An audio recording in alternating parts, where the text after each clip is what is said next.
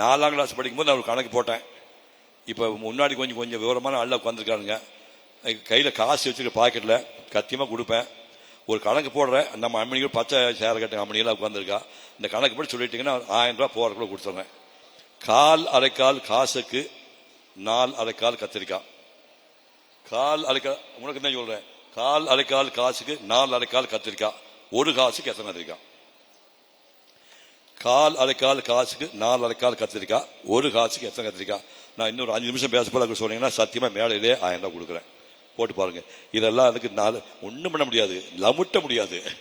இதெல்லாம் நீ படிக்கணும்னா வியசமாய் படிச்சுக்கணும். வியசமாய் பண்ண புரியுங்களுக்கு கால் வாய்ப்பாடு 1/4, அரை வாய்ப்பாடு 1/2, முக்கால் வாய்ப்பாடு 3/4, வியசம் வாய்ப்பு 1/16. கொப்ப மகனை அது படிச்சிருக்கோன்னு 1/16 படிச்சிருந்தா தான் அதை போட முடியும். இங்க சும்மா நாங்கள் கம்ப்யூட்டர் நோண்டக்கூடாது. ஏதாவது போன கொண்டே போடுவேன். நான் இப்போ யாரை காட்டுறா பாரு இங்கே வத்தி உட்காந்துட்டு நேக அடிச்சு பார்க்கலாம். அந்த வேலை வச்சுக்காத, மைண்ட்ல சொல்லு. வாய்ப்பாடே படிக்காத பிள்ளை இது நேக அடிச்சு பார்க்கலாம் பார்க்கலாம். ஆயிரம் அப்படியே கிடைக்காது ஆசு. இதையெல்லாம் நாங்கள் 4 வயசுல படிச்சுட்டு அதுக்கப்புறம் சூலூர் போய் 6, 7, 8க்கு 2.25 ஃபீஸ் கட்டி படிச்சுட்டு அப்புறம் 9, 10, 11க்கு வந்து 5 காலம் ஃபீஸ் கட்டி படிச்சு முடிச்சு அந்த கடைசி வருஷம் எங்க அம்மா படாத பாடுபடுறா. இங்க நிக்கிற சிங்க குட்டியா நிக்கிறேன். நான் எல்லாம் பெருமைக்குரிய குடும்பம் எல்லாம் கிடையாது எனக்கு. அந்த இந்த நாள் ஊனமா வந்தானே அவன் கையெழுத்து கும்பிடுறான். அவன் சொன்னா பாத்தியா 32 வயசு உங்க அம்மா விடுவோம். கண்ணு தண்ணி வந்துடுச்சு. எங்க அம்மா விடுவான 32 வயசு அந்த ஆள் சொல்றான்னா அவன் எவ்வளவு படிச்சிருக்கணும். செருப்பு நடந்து வந்துட்டு இருக்கான். நீ யாருமே சொல்ல முடியாது. சொல்றான் உங்க அம்மா 32 வயசு விடுவ ஆயிட்டாங்க அப்படின்னு சொன்ன. கண்ணு தந்தி விடுச்சு. 32 வயசு அம்மா விடுவோம். எங்க அப்பா 33 வயசு எங்க அப்பா செத்து போயிட்டாரு. அந்த பொம்பளை வந்து காடு கரையில செங்காட்டில் பாடுபட்டு படிக்க வச்சு ஆளாக்கி இன்னைக்கு நான் மேடம் நிற்கிறேன். எங்க அம்மா போட்ட பிச்சை ஞாபகம் வச்சுக்கணும். 50 வயசு வாழ்ந்து 81 வயசு எங்க அம்மா செத்து போனாங்க. அந்த அம்மா போட்ட பிச்சையில தான் நான் இந்த இடத்துல இருக்கிறேன். கடைசி வருஷம் ஸ்கூல் ஃபீஸ் 5 கிலோ கட்டியாச்சு. இப்போ 2 நாள் ஆச்சு. 11 ரூபா 50 பைசா வேணும்னா இது என்ன இளவு? திடீர்னு நேற்று கட்டின அம்மா அது ஸ்கூல் ஃபீஸு, இது பப்ளிக் எக்ஸாமாமா, பொது பரீட்சை இல்லையா, எஸ்எஸ்எல்சி பொது பரீட்சை 11 ரூபா 50 பைசா கட்டணும்னாங்க. சாவடிக்கா விட மாட்டேன் அப்படின்னு இருக்கிற காலத்தை போரைக்கு போட்டு சோளத்தட்டு வெட்டிட்டு இருக்காங்கடா. கூலிக்காரங்க நான் காசு கொடுப்பேனா, உனக்கு காசு கொடுப்பேனா, உயிரை வாங்குறான் அப்படின்னு வேற வழி இல்லாம அந்த 11 ரூபா 50 பைசா கொடுத்துட்டாங்க. அதை கொண்டு போய் கட்டியாச்சு. அப்புறம் 2 நாள் கழிச்சு போய் தலையை சொரிஞ்சேன். இப்ப என்ன வேணும் உனக்கு? அந்த 6, 7, 8, 9, 10, 11 6 வருஷம் கூட படிச்ச பசங்கள்லாம் ஒரு 25 பேர் இருக்கிறாங்க. பிள்ளைங்க ஒரு 7 பேர் இருக்கிறாங்க. வாத்தியாருங்க ஒரு 8 பேர் இருக்கிறாங்க. 8 வாத்தியார், இந்த 7 பிள்ளைங்க 25 பசங்க சேர்ந்து ஸ்வீட் காரம் காஃபி சாப்பிட்டு குரூப் போட்டோ எடுக்கிறதுக்கு 5 கொண்டு போடுவேன். 5 குழந்தைங்க ஒவ்வொன்றா சேர்த்து போயிட்டா நீ சேர்த்தா வச்சு கொண்டே போடுவேன் அப்படின்னாங்க. நம்ப மாட்டேங்க. அன்னைக்கு சாயங்காலம் 5 மணிக்கு 3:30 மணிக்கு கிளாஸ்லாம் பெஞ்சில் எடுத்து போடுறாங்க ரெடி பண்ணா போட்டோ எடுக்கிறதுக்கு. என்ன மாதிரி நான் எப்பவுமே 4th ரேங்க் தான். ராட்சச பசங்க 1, 2, 3 பசங்க ரேங்க் வாங்க விடவே மாட்டேன். கடைசி வரை கூட மாட்டேன். ராட்சச பசங்க என்ன படிச்சாலும் அவன் 1, 2, 3 இருப்பான். நம்ம 4th ரேங்க் தான்.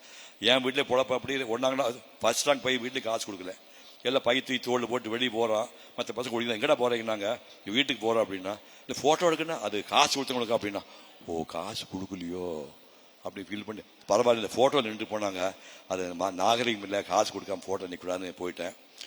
அதுக்கப்புறம் 50 வருஷம் உங்க வீட்டில் குரூப் போட்டோ பார்த்து கண்டு தண்ணி வரும். நான் யார் வீட்டில் குரூப் போட்டோ பார்க்க மாட்டேன்.